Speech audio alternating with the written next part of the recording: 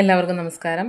നമുക്കിന്ന് 44-ാം ഭരണഘടനാ ഭേദഗതിയുടെ പ്രധാനപ്പെട്ട കാര്യങ്ങൾ പരീക്ഷയായിട്ട് അനുബന്ധമായിട്ട് ചോദിക്കാൻ സാധ്യതയുള്ള കുറച്ച് കാര്യങ്ങൾ നമുക്ക് നോക്കാം. 44-ാം ഭരണഘടനാ ഭേദഗതി 1978 പ്രധാനമന്ത്രി മൊറാർജി ദേശായിയും പ്രസിഡന്റ് നീലം സഞ്ജീവ് റെഡ്ഡിയുമായിരുന്നു ആ കാലഘട്ടത്തിൽ. അപ്പോൾ ഇതിൽ പ്രധാനപ്പെട്ട കാര്യങ്ങൾ ഉൾപ്പെടുത്തിയിട്ടുള്ള ഭേദഗതി വരുത്തിയിട്ടുള്ള പ്രധാനപ്പെട്ട കാര്യങ്ങൾ എന്താണെന്ന് ചോദിച്ചാൽ, സ്വത്തവകാശത്തെ മൗലിക അവകാശങ്ങളുടെ പട്ടികയിൽ നിന്നും നീക്കം ചെയ്തു. സ്വത്തവകാശത്തെ ഭരണഘടനയിലെ 12-ാം ഭാഗത്തിൽ കൂട്ടിച്ചേർത്തു.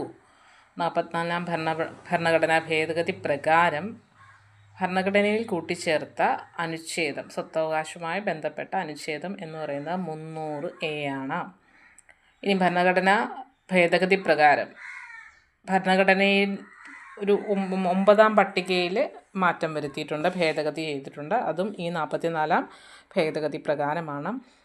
അനുച്ഛേദം 352 അനുസരിച്ച് അടിയന്തരാവസ്ഥ പ്രഖ്യാപിക്കാനുള്ള കാരണങ്ങളിലൊന്നായ ആഭ്യന്തര കലഹം, അതിനു മുന്നേ വരെ ആഭ്യന്തര കലഹം എന്നായിരുന്നു, അത് സായുധ വിപ്ലവം എന്ന വാക്കാക്കി മാറ്റി കൂട്ടിച്ചേർത്തു എന്നത് ഈ 44-ാം ഭരണഘടനാ ഭേദഗതിയുടെ ഏറ്റവും പ്രധാനപ്പെട്ട ഒരു കാര്യമാണ്. അതുപോലെ തന്നെ ആർട്ടിക്കിൾ 352 ക്യാബിനറ്റ് എന്ന പദം കൂട്ടിച്ചേർത്തു.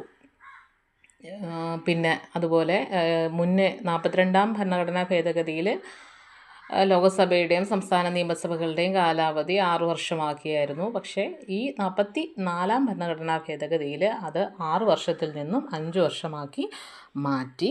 അതുപോലെ തന്നെ മന്ത്രിസഭാ തീരുമാനങ്ങൾ പ്രസിഡന്റിന് പുനഃപരിശോധിക്കാനായി തിരികെ അയക്കാം എന്ന മാറ്റം കൊണ്ടുവന്ന ഭേദഗതി, അതും 44-ാം ഭരണഘടനാ ഭേദഗതിയായിരുന്നു. പിന്നെ പ്രസിഡന്റിൻ്റെയും ഗവർണർമാരുടെയും അഡ്മിനിസ്ട്രേറ്റർമാരുടെയും ഓർഡിനൻസുകൾ ജുഡീഷ്യൽ റിവ്യൂവിന് വിധേയമാക്കാം എന്ന നിയമം പുനഃസ്ഥാപിച്ചു.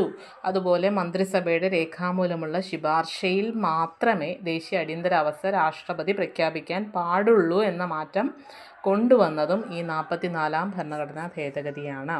പിന്നെ അടിയന്തരാവസ്ഥ സമയത്ത് വളരെ പ്രധാനപ്പെട്ടതാണ്. അടിയന്തരാവസ്ഥ സമയത്ത് ആർട്ടിക്കിൾ 20, 21 എന്നിവ റദ്ദു ചെയ്യാൻ കഴിയില്ല എന്ന് വ്യവസ്ഥ ചെയ്തു. 4-ാം ഭേദഗതി പ്രകാരം അനുച്ഛേദം 19-ലെ അവകാശങ്ങൾ പൗരന്മാർക്ക് നഷ്ടപ്പെടുന്നത് യുദ്ധം, പുറത്തു നിന്നുള്ള കടന്നുകയറ്റം എന്നിവ കാരണം മാത്രമാണ് എന്നും ഇതിൽ ഉൾപ്പെടുത്തുന്നു. സുപ്രീം കോടതിയുടെയും ഹൈക്കോടതിയുടെയും അധികാരങ്ങൾ പുനഃസ്ഥാപിച്ചത് ഈ ഭരണഘടനാ ഭേദഗതി 44-ാം ഭരണഘടനാ ഭേദഗതി പ്രകാരമാണ്. അതുപോലെ തന്നെ പാർലമെൻ്ററി പ്രത്യേക അവകാശങ്ങളുമായി ബന്ധപ്പെട്ട വ്യവസ്ഥകളിൽ ബ്രിട്ടീഷ് ഹൗസ് ഓഫ് കോമൺസിൻ്റെ പരാമർശം ഒഴിവാക്കിയ ഭേദഗതിയും ഏതാണെന്ന് ചോദിച്ചാൽ 44-ാം ഭരണഘടനാ ഭേദഗതിയാണ്. രണ്ടും തമ്മിൽ കമ്പയർ ചെയ്ത് പഠിച്ചോളുക, 42-ഉം 44-ഉം.